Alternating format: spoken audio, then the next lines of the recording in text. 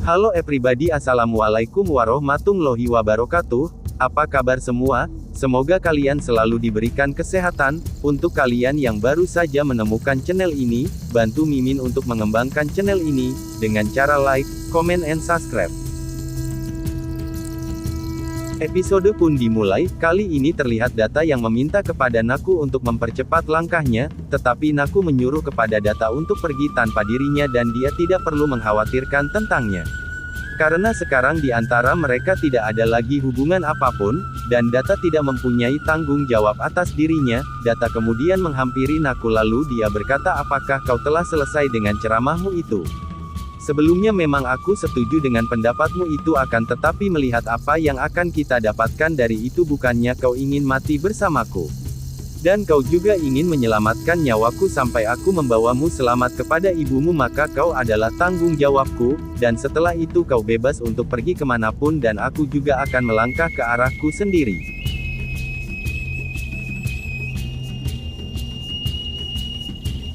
Lalu setelah itu Data dan Naku pun melanjutkan perjalanan mereka. Sementara di sisi lain, Baji bersama anak buahnya terus mengikuti jejak Data dan Nakusa. Data dan Naku berjalan melalui beberapa medan yang berlumpur. Naku melakukan perjalanan lalu dia berpegangan pada Data, Data juga memegang Naku, Naku pun saat itu tersenyum.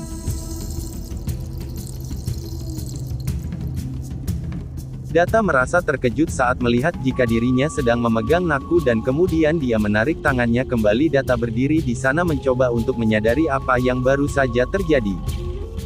Sementara Naku hanya bisa tersenyum. Kini di rumah terlihat Badi yang terus saja menangis dan Setji pun sangat mengkhawatirkan keadaan Data dan Naku.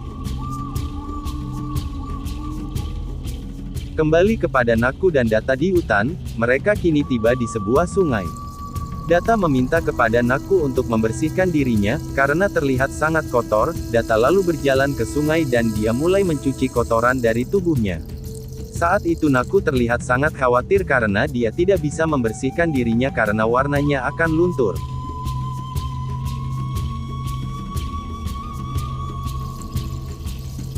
Naku pun langsung membawa kayu dan dia mulai menyalakan api.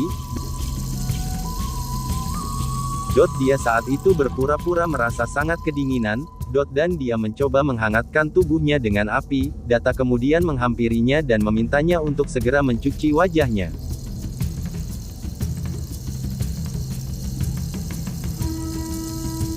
Naku mengatakan dia merasa sangat kedinginan dan tidak bisa menyentuh air. Data kemudian menegaskan kalau dia bisa menghangatkan dirinya setelah membersihkan kotorannya.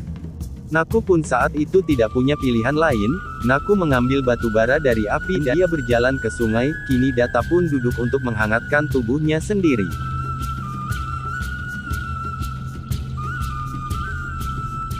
Sementara Naku, dia mulai membersihkan dirinya sendiri. Warna hitamnya saat itu mulai luntur dan kini terlihat wajah Naku yang sangat cantik. Naku pun melihat bayangannya sendiri di air. Lalu setelah itu Naku pun mulai menerapkan batu bara di tangannya sambil sesekali dia melihat ke belakang untuk melihat Data, dan akhirnya kini dia akan mencoba menerapkan batu bara itu di wajahnya tetapi kemudian dia mengurungkan niatnya karena dia merasa dia ingin menunjukkan kepada Data tentang dirinya yang sebenarnya. Tetapi Naku saat itu tidak dapat melakukannya, karena Data hanya mengenal dirinya yang gelap. Di dalam hati Naku berkata kalau Data tak mungkin menyukainya.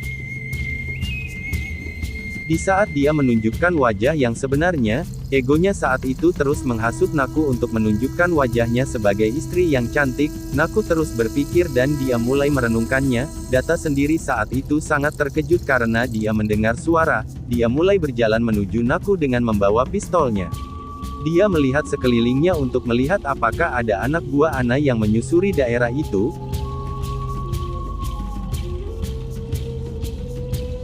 Sementara saat itu Naku sendiri mendengar langkah Data. Data mendekati Naku sambil memegang pistolnya. Data meminta kepada Naku untuk mendekat ke arahnya. Sontak saja Naku pun saat itu terkejut.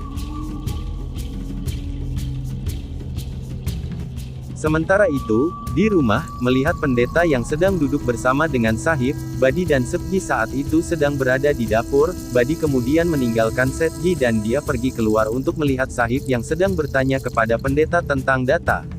Pendeta mengatakan, aku melihat ada kematian dan masalah pada keluarga. Pendeta juga bertanya tentang bodyguard Data.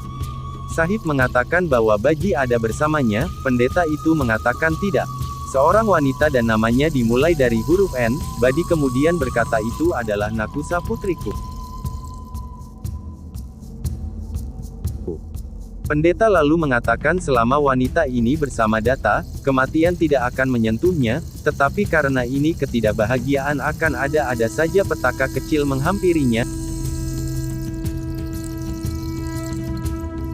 Sementara di hutan, saat itulah Naku berbalik menghadap Data. Naku saat itu terlihat dengan wajah hitamnya. Di lain waktu kini malam telah tiba Data dan Naku masih berjalan di hutan. Naku berkata kepada Data kalau mereka harus berhenti karena hari telah malam, dan Data terlihat sangat lelah. Data pun kemudian mulai mengumpulkan beberapa kayu dan menyalakan api. Data berkata kepada Naku aku akan membawakan makanan karena kau mungkin lapar. Setelah itu Data pun membuat cincin api di sekitar Naku untuk keselamatannya. Naku pun menatapnya sambil tersenyum. Kini Data pun telah memetik beberapa buah untuk Naku dan Naku mengatakan aku tidak akan makan sendirian. Data mengambil sebuah apel lalu dia menggigitnya. Data menatap Naku sambil makan. Naku sendiri tersenyum melihat Data. Di rumah saat itu Sahib minta kepada Kala untuk berjanji kepadanya kalau mereka akan mengikuti perintah Sahib. Kala pun berjanji kepada Sahib. Lila dan Rux pun mengangguk. Kemudian mereka mengatakan kepada Sahib mengenai perkataan tentang Naku dan Data. Saat itu mereka meludahkan kebenciannya kepada Naku dengan berkata, setelah gadis itu masuk, Data pun harus menanggung banyak masalah. Karenanya Sahib kemudian mencela omongan mereka. Tolong ubah cara berpikir kalian, akulah bagian dari kehidupan Data. Setelah kedatangan Naku dia selalu banyak membantu dan mengatasi masalah Data. Pertama kecelakaan helikopter lalu di kuil, dan masalah yang sekarang dia hadapi.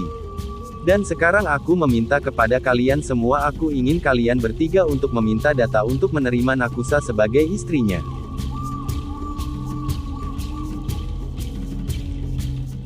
Sontak saja trio itu pun sangat terkejut mendengar permintaan dari Sahib. Sahib pun bersikeras membuat mereka harus melakukan seperti apa yang dikatakannya. Setelah berkata panjang lebar akhirnya Kala beserta kedua adiknya pun pergi meninggalkan Sahib.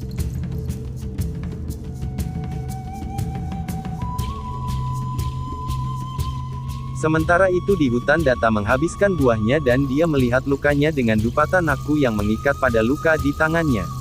Lalu dia meminta pistolnya kembali. Naku pun dengan sedih mengembalikan pistolnya.